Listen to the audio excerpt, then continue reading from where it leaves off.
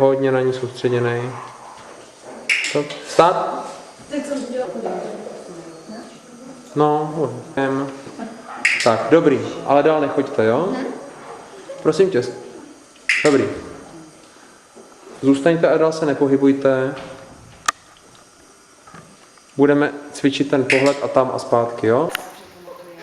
Stát. Klidně bych to ještě řekl. Fajn. Dobrý. Nebudeme to šponovat, vlčák zpátky, jo? Tak, až půjdeme teďka vlčák, jde? Paráda. Já myslím, že můžete ještě kousíček jakoby k té kleci třeba, jo? To je podle vás. Vlčák jde.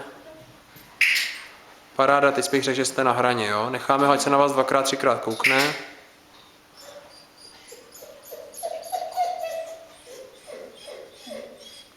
Dobrý a vlčák zpátky, jo?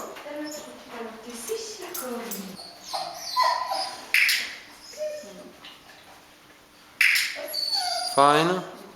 Tam se vlčák otočí a půjde zpátky, jo? Ať se nepřibližuje moc blízko zbytečně. Tak běž. Dobrý. Dobrý. Teď si to zase řekni. Můžete jít. Dobrý.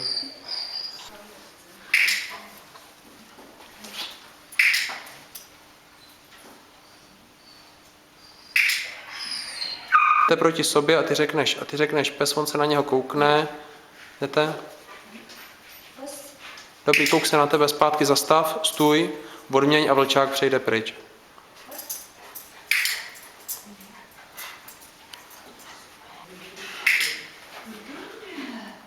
Jo, takže on se po slově pes na ně aktivně dívá a neútočí. Fajn, a obejděte to.